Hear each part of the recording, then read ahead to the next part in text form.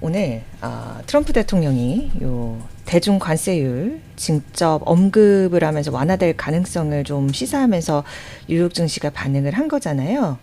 그런데 장 마감을 하고 나서도 지금 한 1시간, 1시간 반 전쯤부터 관세 관련 짚어볼 만한 얘기가 나와서 오늘 지수랑 종목 보기 전에 이슈부터 좀 다뤄보도록 하겠습니다.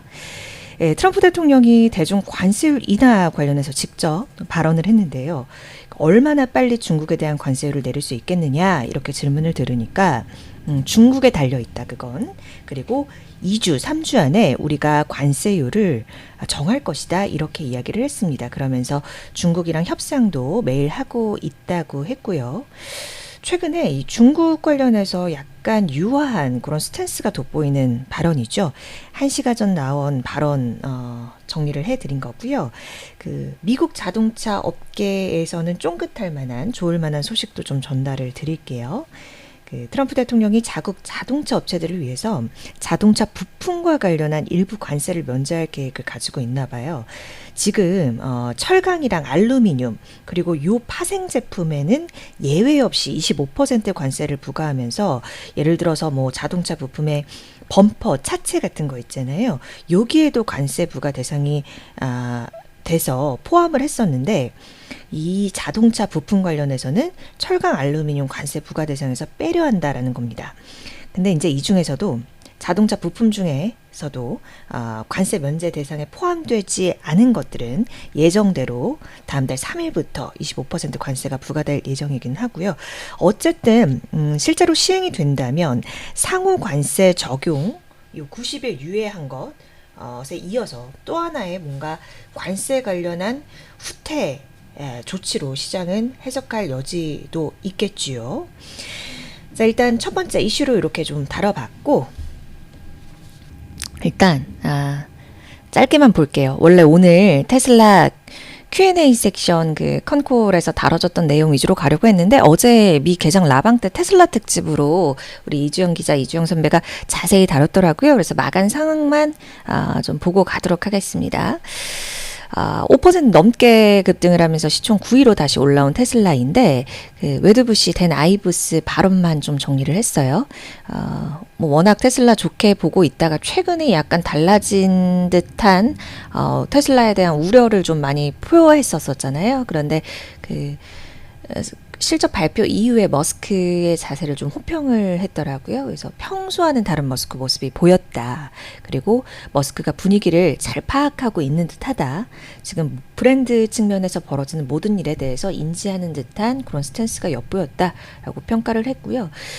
그리고 뭐 정부 효율부 나와도 그리고 지금 우리 테슬라 주가가 어제 거의 쇼크 수준으로 나왔음에도 불구하고 올랐던 게 이제 머스크가 테슬라에 다시 집중을 하겠다라는 그런 의지가 반영이 된 것이었잖아요. 그래서 그것과 관련해서도 평가를 했는데 앞으로도 이제 머스크가 트럼프랑 함께 있는 모습을 보일 수도 있지만 어쨌든 머스크가 테슬라에 다시 전념하겠다는 의지를 강하게 드러냈기 때문에 이것은 테슬라 입장에서 중요한 전환점이 될 수 있다.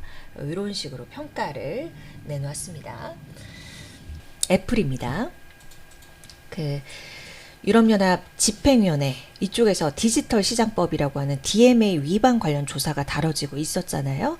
M7 저랑 함께 해주고 계시는 분들은 아마 몇 번 같이 소식 확인하셨을 텐데 우선 오늘 애플 메타 관련 결과가 나왔습니다. 이게 원래 14일 요쯤에 15일 요쯤에 나오려고 했었는데 좀 미뤄졌다는 소식이 있었었죠. 그래서 아무래도 이 관세 관련해서 좀 눈치 보는 게 아니냐라고 추측하는 얘기들도 있었는데 최근에 한 이틀 전인가 집행위원장이 본인들은 미국 관세 이런 조치랑 무관하게 갈 길 가겠다는 식으로 단호한 입장을 보였는데 오늘 그 일부 결과가 나온 겁니다. 근데 결과가요. 과징금 수준을 보니까 과하지가 않아요. 그래서 EU의 이런 빅테크 규제 기조도 여러 정치적인 요인 당연히 무관치 않다. 같이 가고 있구나 이렇게 볼 수 있는 부분이었습니다. 자, 그래서 그 결과를 좀 자세히 말씀드리면 애플이 요 DMA 위반했다고 5억 유로 과징금을 EU 집행위 쪽에서 부과를 했는데 그 애플 자체 규정, 외부 결제 유도 금지 이 조항이 위반을 했다고 판단을 한 거고요. 제가 근데 이 과징금 수준 보니까 과하지 않다라고 말씀을 드린 게 이게 원래 총 매출 10%까지 과징금을 물 수 있거든요. 그리고 안 지키면 20%까지 올릴 수 있는 건데 지금 한 0.1% 수준입니다. 그래서 아주 미미해서 미국 정부 대응 가능성은 낮다. 그리고 메타도 이거랑 비슷한 결과 나왔는데 잠시 후에 말씀드릴게요. 다음은 이게 더 중요합니다.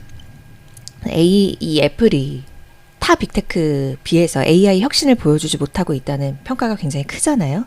반전을 모색할 수밖에 없는 애플이겠죠. 그래서 음성 비서 시리에 대한 전면적인 재편을 하겠다라는 건데요. 원래 이 시리 기반 애플 인텔리전스 기능 더 빨리 도입되기로 했었는데 기술 완성도가 너무 부족해서 올해 말이나 내년 초로 출시가 좀 이렇게 합한 거는 지연이 된 상태죠. 그래서 애플이 사실상 초기 실패 인정하고 지금 조직도 다시 꾸리고 있습니다. 애플 인텔리전스 중심축으로 재탄생시키기 위해서. 그래서 전사적인 개편 작업에 몰두하려는 것 같은데요. 그래서 요 맡았던 요 수장을 그 비전 프로 소프트웨어 개발한 사람 마이크 로겔 이 사람을 중심으로 두고 팀원들도 비전 프로 소프트웨어 핵심 엔지니어들로 영입을 했다고 하는데요. 우선 그 재도전의 첫 스텝은 거대 언어 모델 기반 구조로 재설계를 한다는 방침입니다. 사실 애플이 기존에는 이 프라이버시 보호나 통제력 유지하려고 자사 기술에만 좀 의존을 했었는데 요 LMM 기반 구조로 설계를 하면서 외부 모델 도입도 일부 제한적으로 허용한다라는 것입니다. 더 많은 정보를 효율적으로 얻기 위한 것으로 보이죠. 자, 다음으로는 메타 보도록 할게요. 메타는 바로 나오네요. 네. 메타도요, DMA 관련 소식 먼저 짧게 보겠습니다. 비용 지불, 그리고 정보 수집 동의, 요 부분 관련해서 이제, 이용료로 과징금을 부과받았는데요. 마찬가지로 한 0.1% 수준 과징금 부과받았습니다. 좀 미미한 정도로 나와서, 이 부분은 짧게 지나가도록 하겠고, 스레드, 여러분, 그 인스타그램 연동된 스레드 혹시 하시는 분 계세요? 우리 PD님은 하십니까? 우리 예술이다님이나 림님이나 담양와플님, 네, 인사 나눠주셨는데, 혹시 인스타그램 이용하고 계시고, 여기 연동해서 스레드도 혹시 하고 계세요? 어떠세요? 예. 일단 저는 저는 스레드 안 해요. 왜냐하면 저는 SNS 자체를 지금 사실 계정을 갖고 있는 게 몇몇 개가 있긴 합니다. 뭐냐면 그 페이스북은 제가 이전에 방송 그 프로그램 진행 맡았던 것 때문에 그 정치인들 무슨 얘기하느라 보느라 약간 눈팅용으로 페이스북 계정 하나 갖고 있고 요새도 종종 그거는 보기도 하고 그리고 X도 해요. 네? 매돈 예술이다님 스레드 하세요. 스레드에서 어떻게 이렇게 적극적으로 어떻게 활동을 하고 계시나요? 최근에 하셨었다고. 네. 어떤 내용들을 적극적으로 좀 만약에 하신다면 올리십니까? 그리고 저는 그 페이스북이랑 X도 합니다. X에 왜 그러냐면 이제 테슬라라든지 특히 테슬라죠. 테슬라 관련 소식이 많아서 이것도 제가 그 외신이나 이런 것도 그리고 주주들의 반응들 좀 보느라 그 계정 이렇게 두 가지 갖고 있는데 눈팅 정도 하세요? 그럼 스레드 분위기 아시겠네요. 그 얘기 이제 잠시 후에 조금 더 해보도록 하겠고요. 일단 소식 알려드리면 그 메타가 인스타그램, 페이스북, 왓츠앱 이런 데서 광고 통해서 그러니까 플랫폼 광고 통해서 대부분 매출을 많이 창출을 하고 있잖아요. 그래서 이번에 스레드에도 광고를 전격적으로 도입을 하는데 일단은 글로벌 기업 대상으로 시작을 합니다. 1월 초부터 좀 테스트를 하고 있었다고는 해요. 그런데 이제 전면적으로 도입을 하고 이렇게 빨리 도입을 하게 되는 이유 뭘까 추측을 해봤을 때 지금 실제로 요 미중 관세 전쟁 여파 때문에 테무나 쉬인 이런 중국 대형 상거래 업체들이 광고를 줄이고 있대요. 메타 관련해서. 그래서 이것 때문에 올해만 해도 70억 달러, 그러니까 10조 원 가까이 타격을 받을 수 있다는 분석도 나오고 있거든요. 작년 중국 매출이 한 183억 달러 정도니까 이게 이제 70억 달러 정도 타격을 받으면 중국에서 이제 총 매출에서 11%가 넘는 수준에 좀 문제가 생기는 겁니다. 뭐 타격을 일부 좀 메우려는 도전으로도 볼 수 있을까요? 그런 수순으로도 볼 수 있을지 모르겠는데 어쨌든 스레드 광고도 점차 확대해 나가겠죠. 사용자는 이미 많이 늘고 있습니다. 저커버그가 올해 초에 말한 바로는 매일 100만 명 이상의 신규 가입하고 있다. 월간 활성 이용자 수도 3억 2천만 명 넘고 있다. 이렇게 말을 했거든요. 그 스레드 사용하신 거 궁금한 게 저도 사실 이 오전 라방을 하면서 최근에 요 메타 때문에도 어떻게 진행이 되고 있는지 궁금한 거예요. 그래서 스레드를 스레드는 재밌는 내용이 스레드는 이게 X를 좀 표방해서 만든 거잖아요. 그것 때문에 이제 만든 건데 약간 결은 달라요. 나오는 내용들이. 그러니까 약간 자기 개발 그런 뭐 이거 제 알고리즘 때문에 그런 걸 수도 있는데 자기 개발 그리고 업자들 광고 아닌 광고 뭐 이런 것도 있고 말투도 얘들아 내가 알려줄게 약간 이런 식으로 하는 거 아세요? 스레드는? 네. 그리고 약간 타임라인도 내가 팔로잉 하는 사람 기반이 아니라서 정말 여러 정보들을 습득하는 데 도움은 됩니다. 네.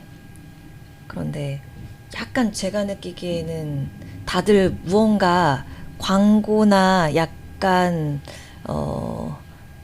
그런 것을 다 염두에 두고 활동하는 것처럼 보이는 글들이 좀 많아서 약간 제 타입은 아니긴 했는데 어쨌든 이게 타임라인이 팔로워 기반이 아니다 보니까 팔로잉하는 대상이 아니다 보니까 약간 인스타보다 팔로워를 더 많이 모을 수 있는 시스템이에요. 예. 그래서 약간 홍보성을 많이 염두에 두고 하는 사람들이 많겠다. 그리고 인스타보다도 그 팔로잉 더 많이 빨리 모을 수 있는 시스템이더라고요. 어찌됐든 예.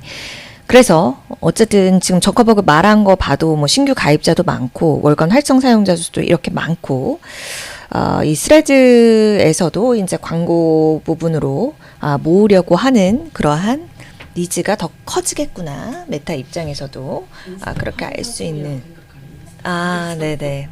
맞아요. 인스타 파생 상품이라고 생각하면 된다고 예술이다님께서 말씀을 주셨어요. 자, 어쨌든 메타 이렇게 스레드 광고 전면 도입하겠다라는 소식까지 좀 알아봤고요. 다음 주에요. 30일에 1분기 실적도 발표를 하죠. 최근에 이제 테크사들 실적 발표 소식 쏟아지는데 관련해서도 실적 소식도 나오면 전달 드리도록 하겠습니다. 오늘 M7은 이렇게 살펴드리도록 할게요.